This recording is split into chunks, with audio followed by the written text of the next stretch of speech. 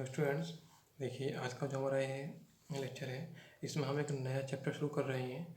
ठीक है, वो है आपका कंक्रीट। ठीक है, कंक्रीट को हिंदी में भी कंक्रीट ही बोलते हैं और इंग्लिश में भी कंक्रीट ही कहते हैं। ठीक है, देखिए कंक्रीट की हम बात करें तो कंक्रीट क्या होता है। Concrete is a construction material.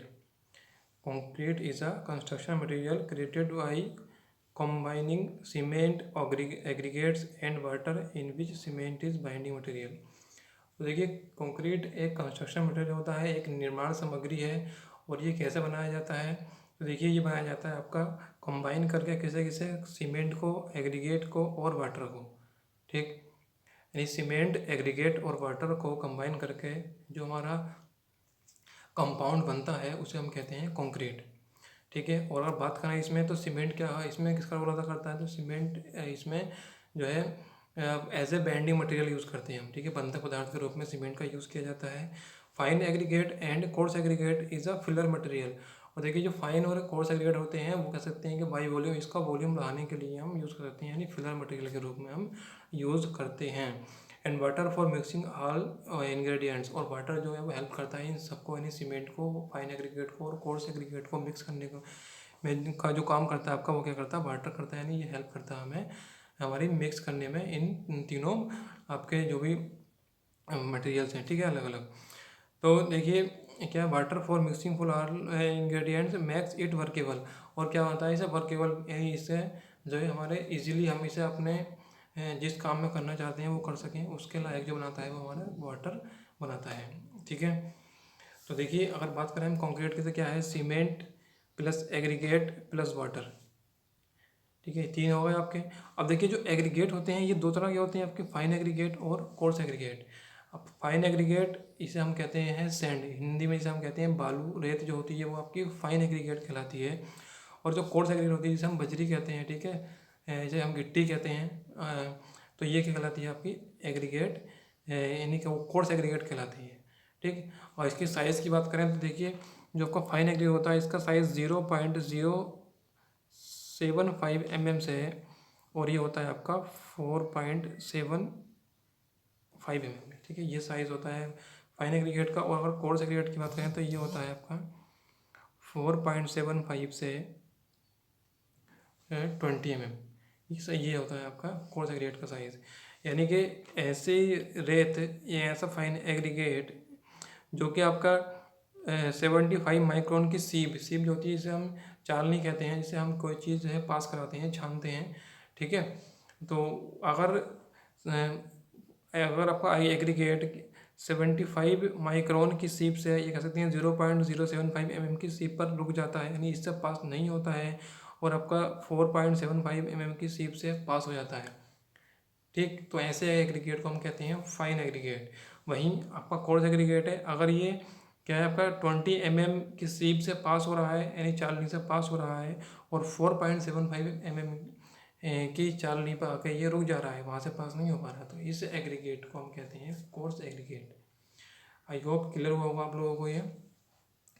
चलिए अब नेक्स्ट है आपका requirement of good concrete.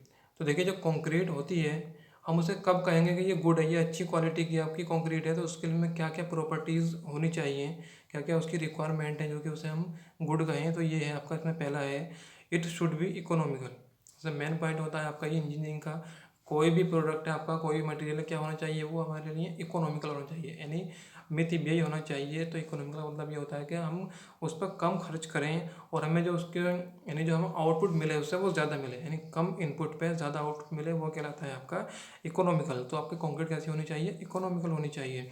Next है it should have good workability. तो देखिए ये क्या है, गुड वर्केबिलिटी होनी चाहिए इसकी, यानी इसकी जो कार्य करने की जो क्षमता है वो बहुत अच्छी होनी चाहिए, यानी हम इजीली उस पर वर्क कर सकें। जैसे सपोज हम कहीं आपका स्लैब में हम कंक्रीट को लगा रहे हैं, तो हमें उसे लगाने में ज़्यादा प्रॉब्लम नहीं होनी चाहिए, हम उसे आसानी से वहाँ लगा सकें, वहाँ प्लेस कर सकें, तो वो कहलाती है उसकी वर्केबिलिटी।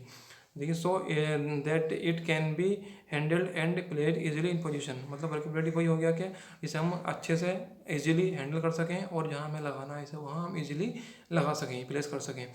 ठीक है, नेक्स्ट है आपका कि it should form homogeneous mixture.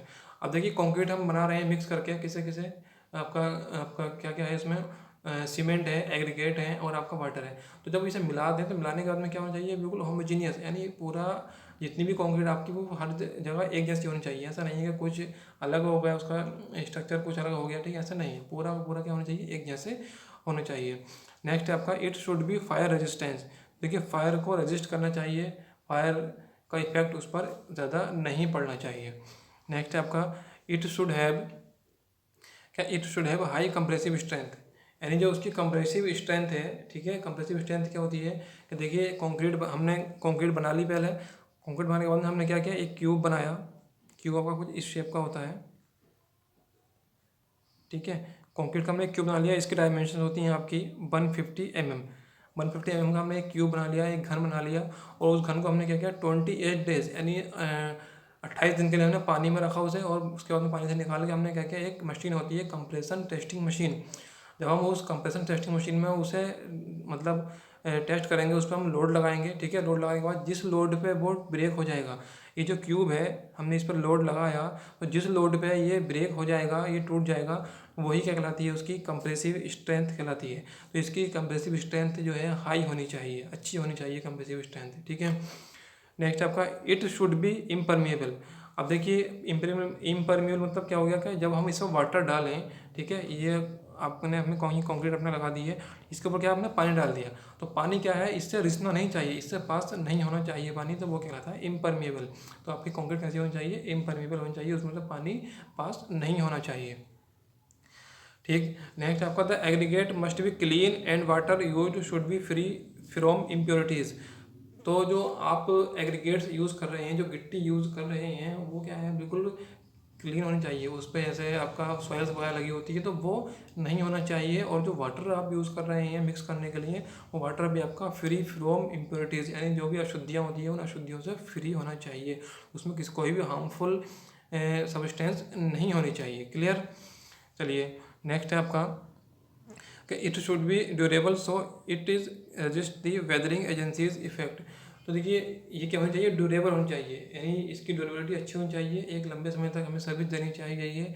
और इस पर जो वेदरिंग इफेक्ट्स होते हैं, जो मौसम के इफेक्ट होते हैं, ठीक है, जैसे आपका बहुत ज़्यादा हीट हो रही है कभी, ठीक है, या फिर बहुत ज़्यादा ठंड पड़ रही है, तो उससे जो भी उसमें एक्सपेंशन यानी जो एक्सपेंशन और कॉन्ट्रैक्शन आता है, तो वो उसे वेल रजिस्ट करना चाहिए, ठीक है। और फिर आपके जो भी मॉइस्चर्स वगैरह होता है उसे भी ये आसानी से रजिस्ट करना चाहिए, ठीक है। तो ये जो सारी प्रॉपर्टीज़ हैं, ये सब आपकी एक गुड क्वालिटी की कंक्रीट में होनी चाहिए। अगर ये प्रॉपर्टीज़ आपके कंक्रीट में है तभी हम उसे गुड कंक्रीट कहेंगे। तो आई होप आप लोगों को क्लियर हुआ होगा ये। इसमें कोई भी डाउट आप लोगों को तो आप मुझसे कमेंट सेक्शन में पूछ सकते हैं।